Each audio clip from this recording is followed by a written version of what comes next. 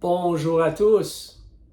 Alors, en espérant que certainement le Seigneur vous a béni en cette semaine, on peut célébrer le Seigneur parce qu'en tout temps, on peut demander son aide, invoquer son nom et surtout, nous devons prendre le temps de nous réjouir en Jésus pour sa fidélité envers nous, pour son amour envers nous.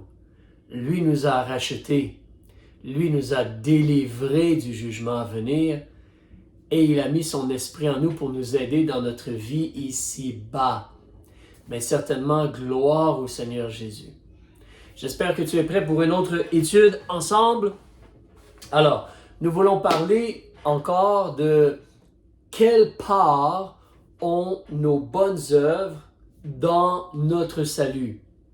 Oui, c'est important de faire le bien, de servir Dieu, de faire les bonnes œuvres que Dieu a préparées d'avance pour nous, afin que nous y marchions.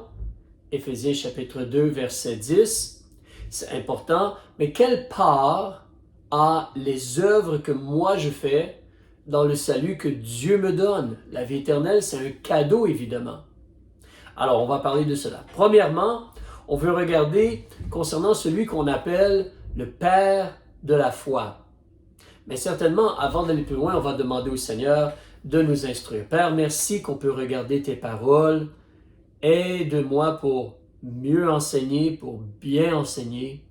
Surtout que ton esprit agisse pour instruire, que les gens écoutent, que les gens reçoivent tes paroles, que les gens soient aidés dans leur cœur et dans leur vie. Par le nom de Jésus-Christ et pour ta gloire. Amen. Donc, le Père de la foi. Si tu viens avec moi en Romains chapitre 4, s'il te plaît, l'épître de Paul aux Romains, le 4e chapitre, page 216 dans le Nouveau Testament. Si tu regardes avec moi vers le verset 11, on te mentionne qu'Abraham, c'est le père de tous ceux qui croient. Alors je lis le verset. Parlant d'Abraham, il a reçu le signe de la circoncision comme un sceau de la justice de la foi qu'il avait eux, étant incirconcis, afin d'être le père de tous ceux qui croient, quoique incirconcis, et que la justice leur fut aussi imputée. Tu te rappelles, imputé, ça veut dire comme placé sur notre compte, mis sur notre compte. Alors, mais Abraham, c'est le père de la foi. Donc, Abraham, comment a-t-il été sauvé? Quelle part ont eu les bonnes œuvres dans la vie d'Abraham pour son salut? C'est bien qu'il ait servi Dieu, c'est bien qu'il ait fait des bonnes œuvres, mais quelle part ont eu ces bonnes œuvres dans le salut que Dieu lui a donné? Alors, si tu regardes avec moi, en réalité, Abraham a cru à Dieu et il a reçu le salut. Ce n'est pas par ses œuvres.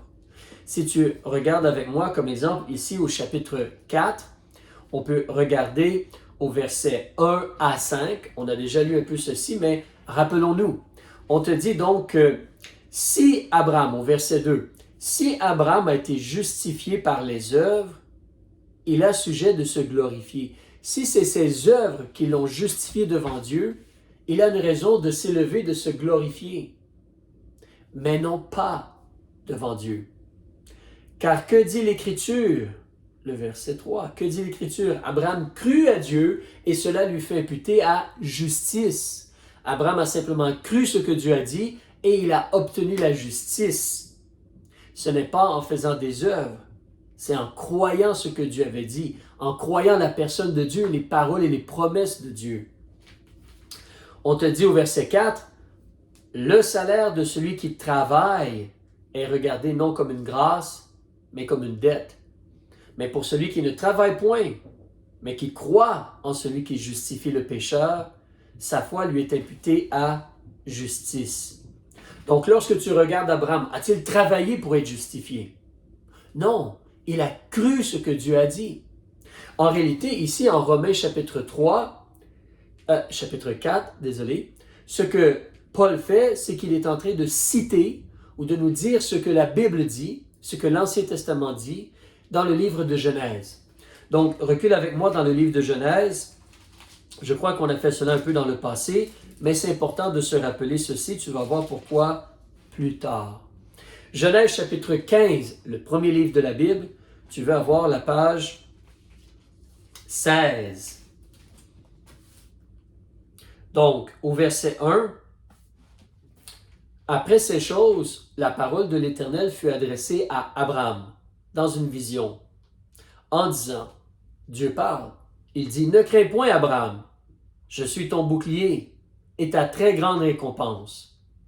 Et Abraham répondit, Seigneur éternel, que me donneras-tu? Je m'en vais sans enfant, et celui qui possédera ma maison, mes choses en héritage, est Éliézer de Damas, comme on pense peut-être son serviteur.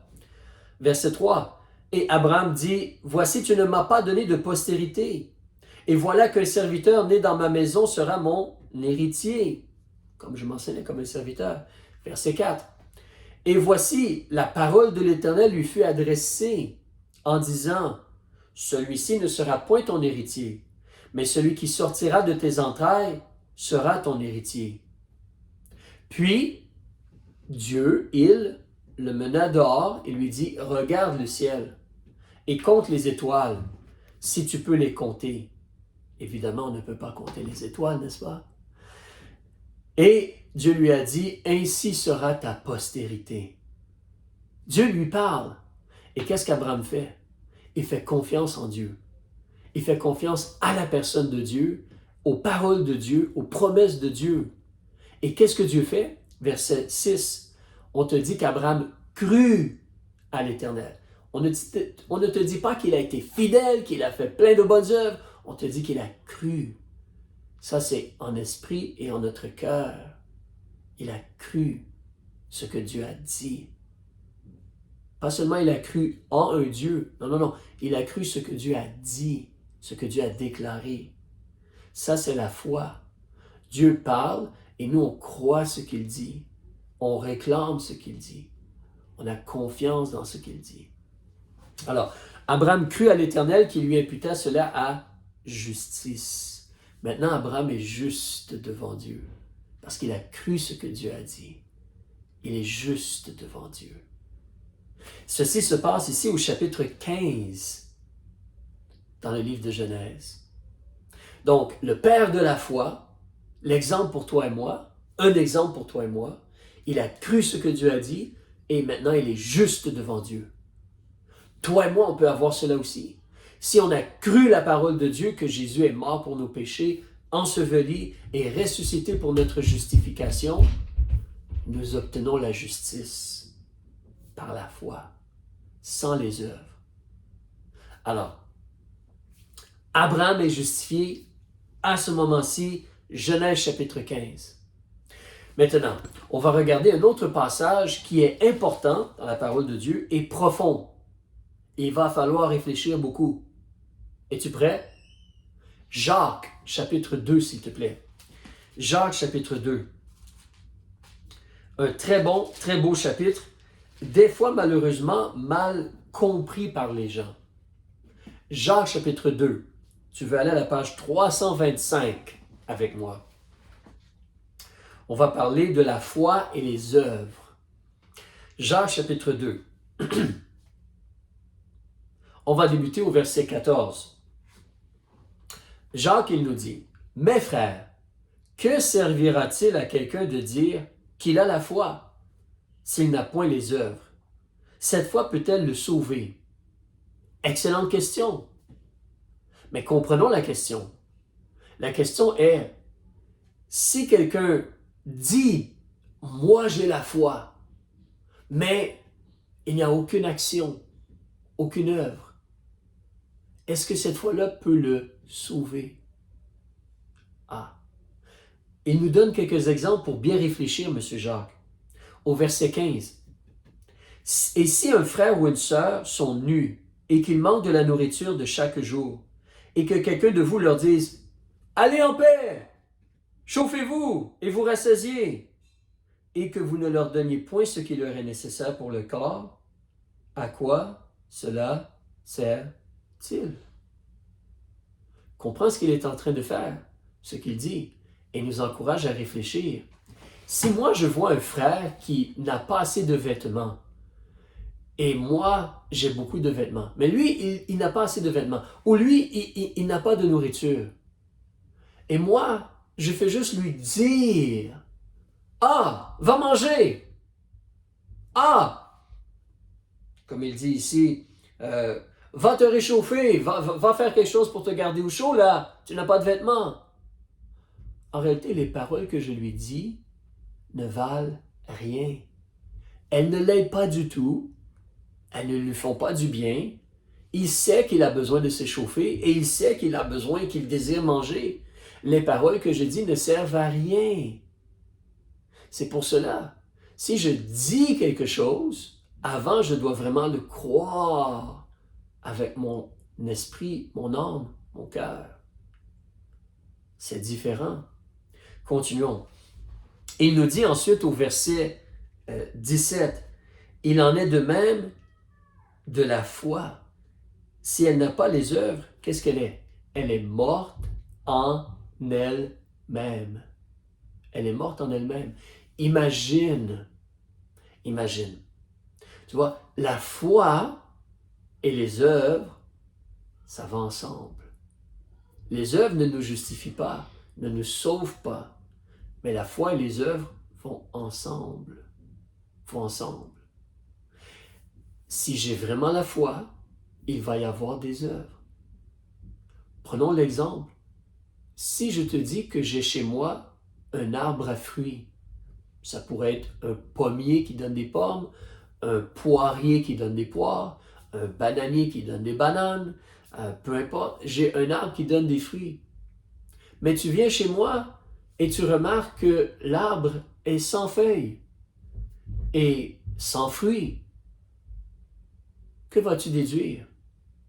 Tu vas déduire que l'arbre, il est mort en lui-même parce qu'il n'y a pas de fruits.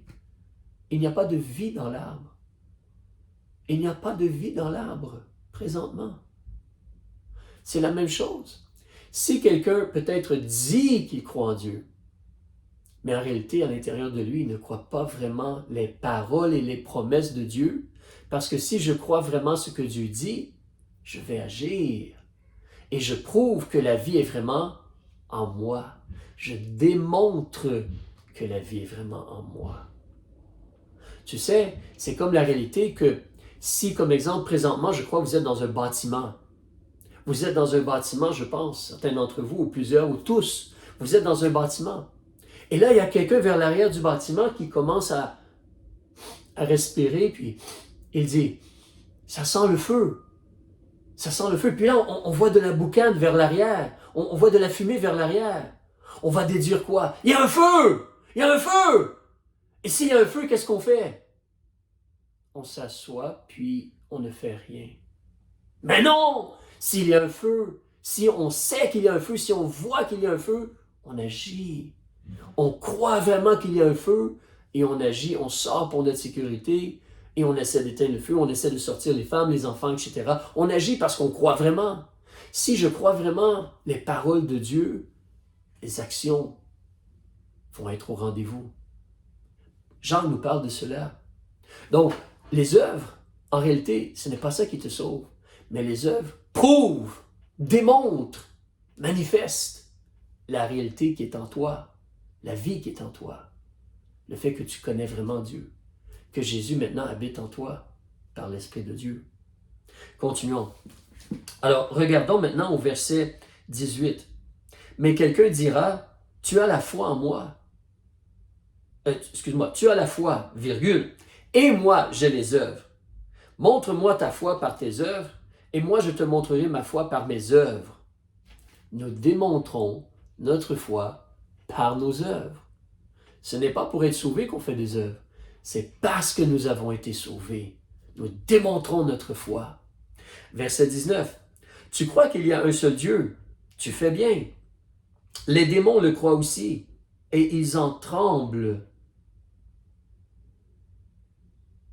Ici, tu as un bon exemple que une croyance mentale n'est pas suffisante. Le diable sait que Dieu existe. Le diable sait qu'il y a le feu éternel. Le diable sait, il peut lui-même regarder dans la Bible et voir ce qui l'attend. Mais les démons aussi. Et cependant, ils font le mal.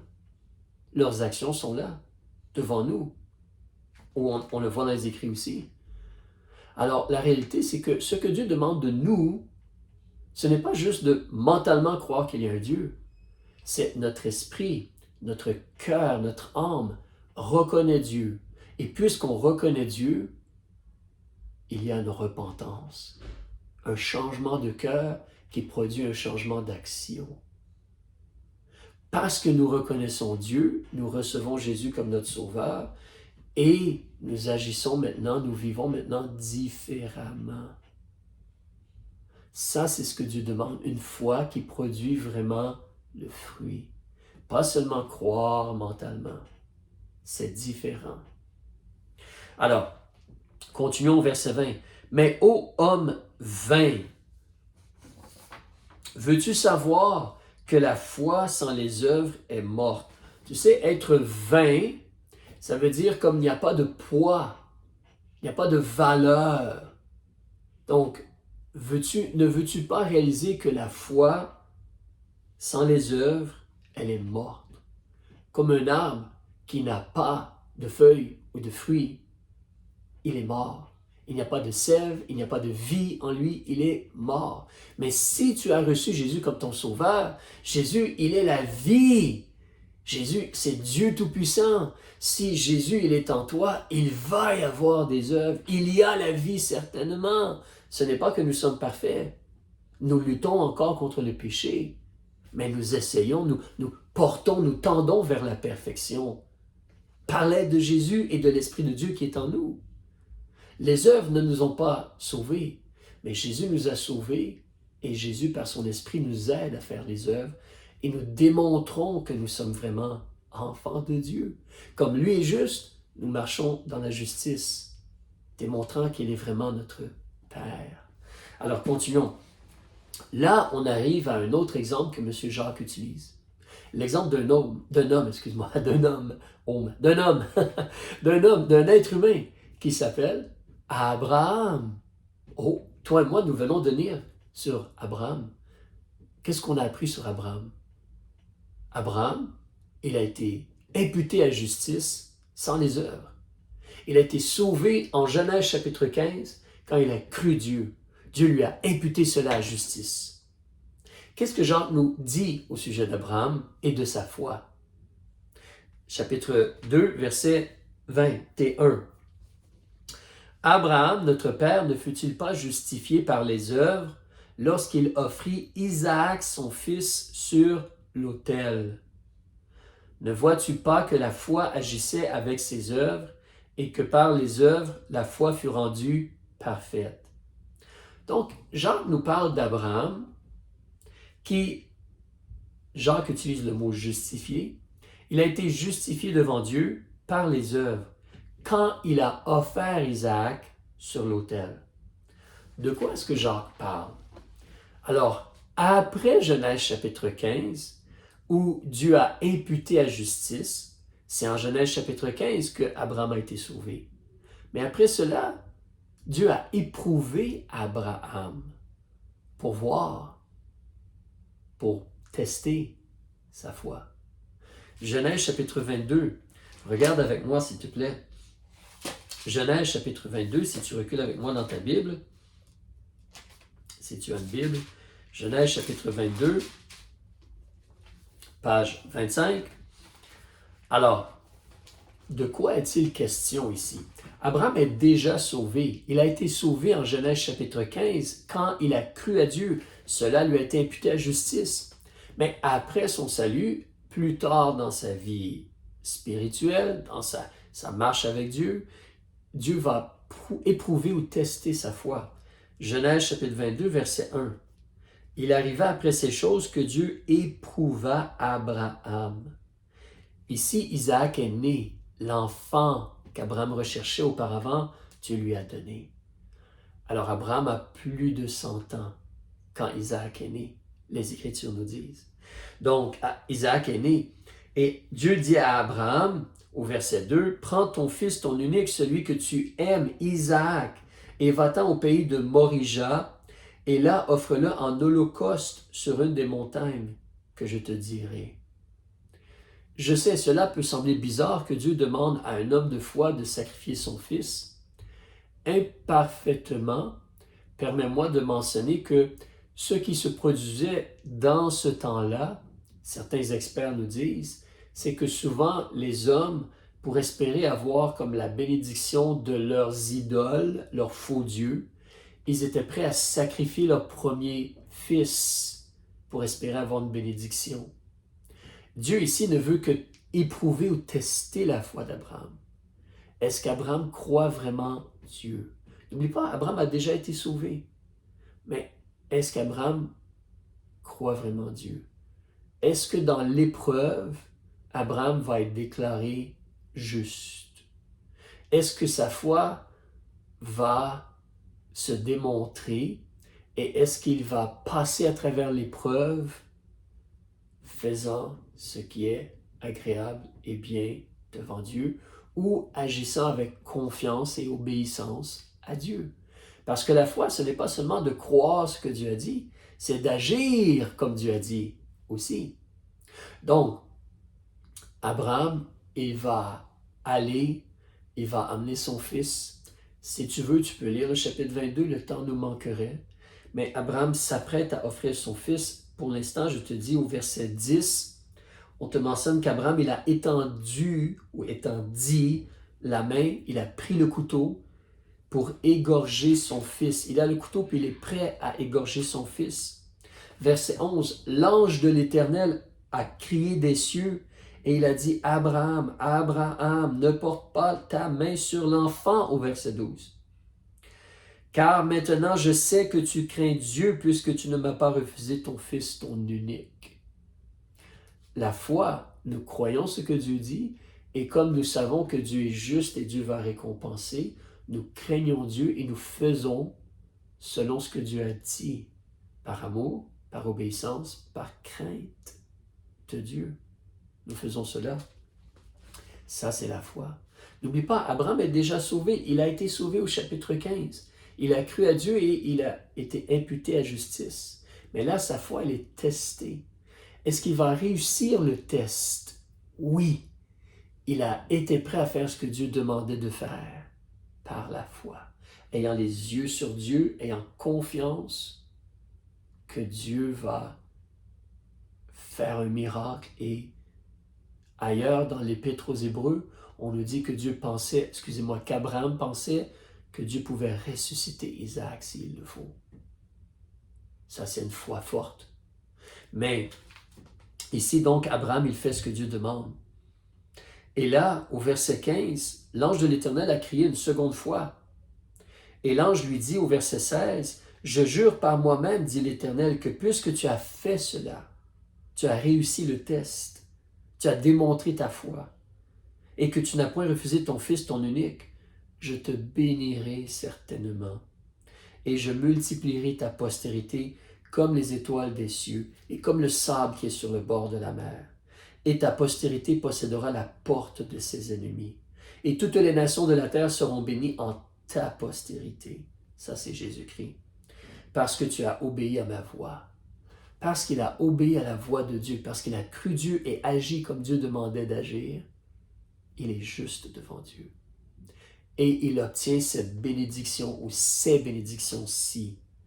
Dieu va bénir, Dieu va multiplier sa postérité. Dieu va donner la porte de ses ennemis à sa postérité.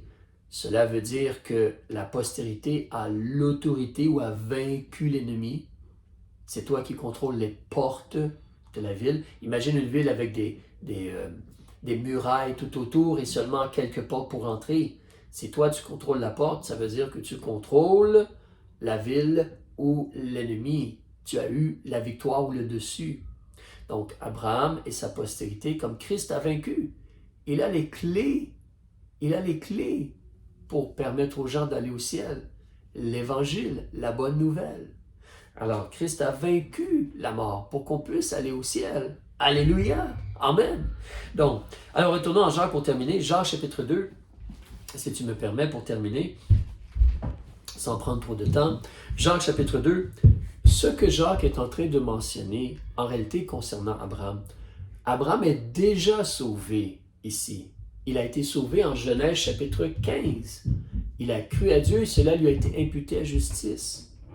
Mais l'exemple que Jacques utilise, c'est, regarde Abraham. Abraham, au verset 21, il a été prêt à offrir son fils sur l'autel et à cause de cela, il a été déclaré comme juste devant Dieu et il a reçu une bénédiction. Regarde au verset 23.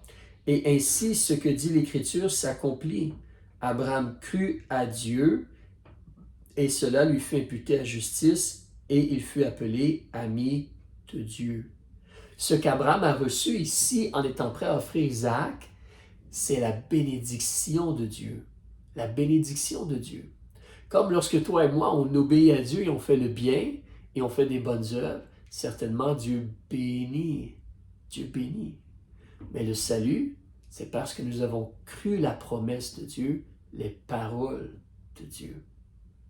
Mais comme il dit, reculons au verset 22, Jacques chapitre 2 et verset 22, Jacques dit, « Ne vois-tu pas que la foi agissait avec ses œuvres et que par les œuvres, la foi fut rendue parfaite. » C'est une foi parfaite, c'est une foi qui a vraiment sauvé Abraham parce que la démonstration, la preuve, elle est là. Il a fait des choses. Il a agi parce qu'il croyait vraiment.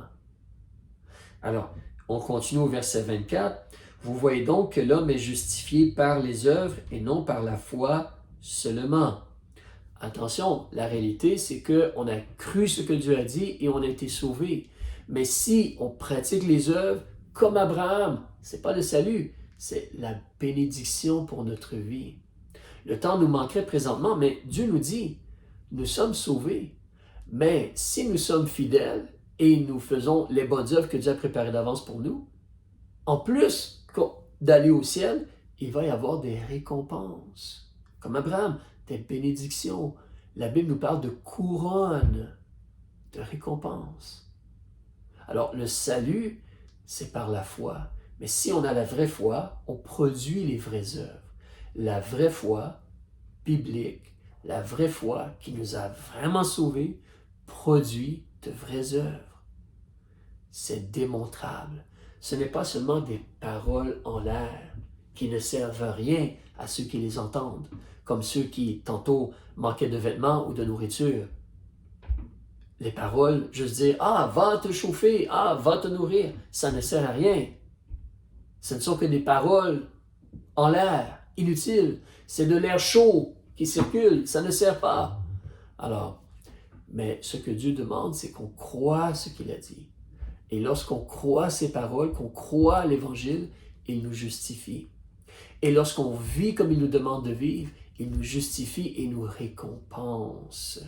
Nous récompense. Il faut voir la différence dans les deux. On est sauvé par la foi. Parce qu'on a la foi, on fait les œuvres. Et parce qu'on fait les œuvres, on peut obtenir des récompenses, des bénédictions. La bénédiction de notre Dieu parce que nous essayons de marcher fidèlement devant lui. Continuons, s'il te plaît. On a un autre exemple, l'exemple de Madame Rahab, verset 25.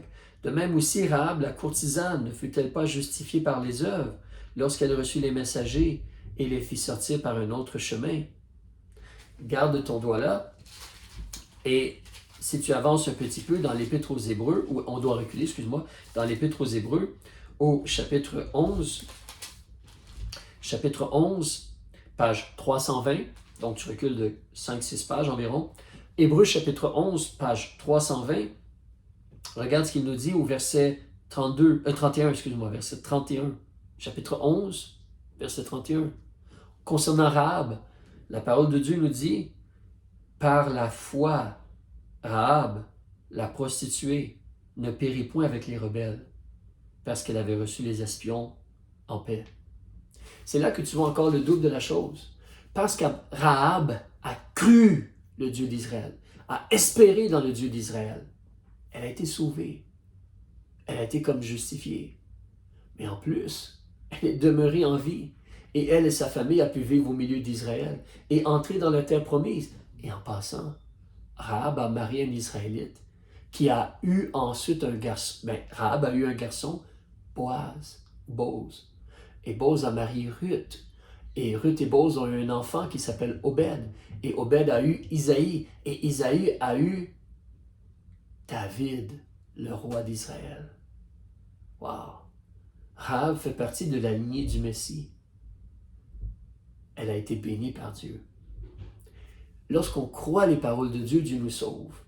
Lorsqu'on agit selon les paroles de Dieu, certainement Dieu bénit et récompense. Il faut réaliser la différence des deux.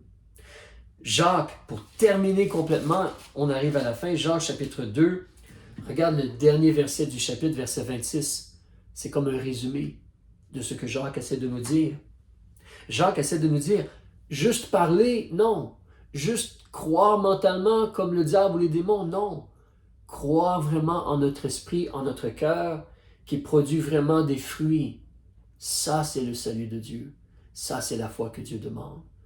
La foi nous sauve. La foi plus les œuvres nous justifient et nous permet d'avoir des récompenses.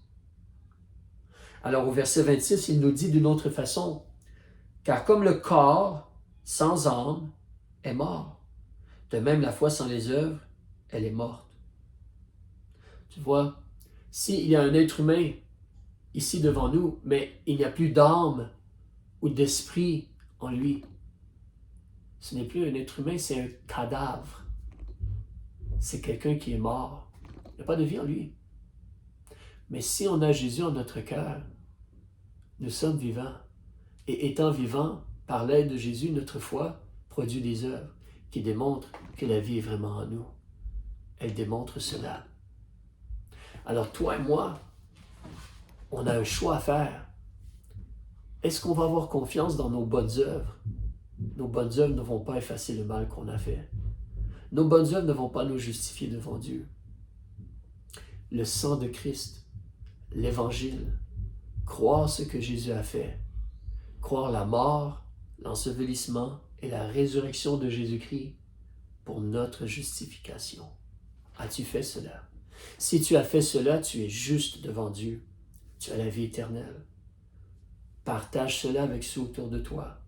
Et comprends aussi que maintenant dans ta vie, si tu agis par la foi et tu produis des bonnes œuvres, parce que tu as été sauvé, tu démontres ta foi par tes œuvres, certainement il va y avoir des bénédictions, des récompenses. Et tu es juste devant Dieu. Alors, que le Seigneur vous bénisse. On se reparle au ciel, sinon la semaine prochaine. Au revoir.